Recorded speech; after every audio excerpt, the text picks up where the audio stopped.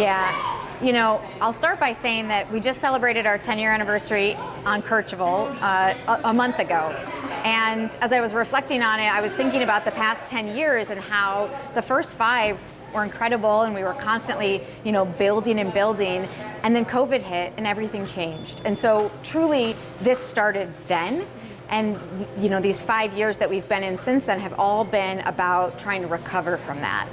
And at the beginning of 2025, it became clear that something kind of radical needed to happen in order for us to really climb back and become the sustainable triple bottom line business that we really want to be for a long time.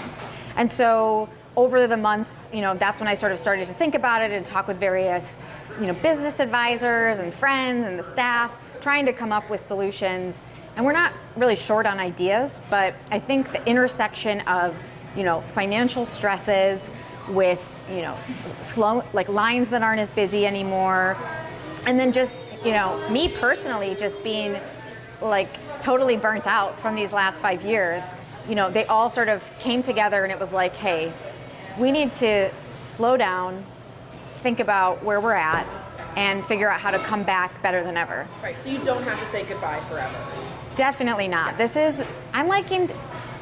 I'm calling this more of an interlude. So we're sort of between acts right now. So I think, I have one employee staying on with me, and we're gonna spend this time, envisioning what a new business model could look like that can support our wages and benefits better and can get us to a place where we feel a little bit more comfortable financially, where we're making a profit that we can invest back in the business and in the people who work here with us. And so that's gonna be a big focus of that time.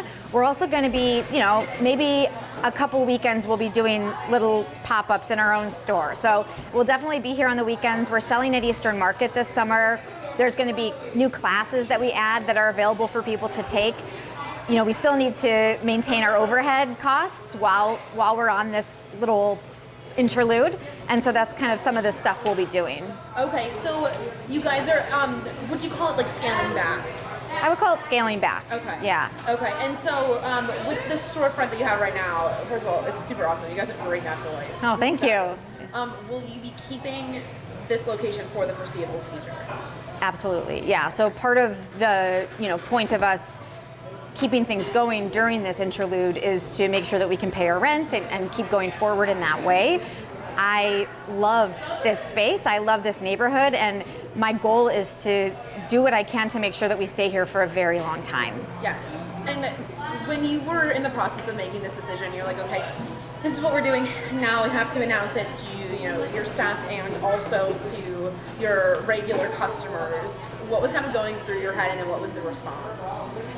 Oh, so much was going through my head. It's Sister Pie is a community, and it's the people who work here, the people who come here, our neighborhood surrounding us, all of my personal friends and family who have supported me through, the past almost 15 years of me having this business. And so I was thinking about, what they would think, if they would worry that they would see the announcement and think, oh, Sister Pie's closing for good, which isn't what's happening, So I want to try and reassure everyone involved that, Sister Pie isn't going forever.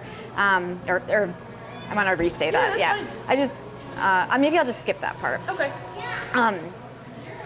Of course, I was, the most sort of heavy-hearted part of this for me has been announcing it to my staff, because unfortunately, they're the ones who are going to be affected by this the most deeply and immediately.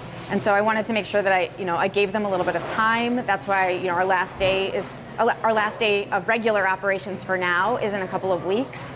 And I'm supporting them as much as I can through, helping them with their resumes, letters of recommendation, and any food businesses who are looking to hire this summer. I want to help make those connections. I was really sort of touched by the response from the staff, because they all responded in a very empathetic way, which I felt like really spoke to the community that we have here in the bakery. And so I think that, these next couple weeks are just going to be about us being together, making food that we love, and being here for the customers too.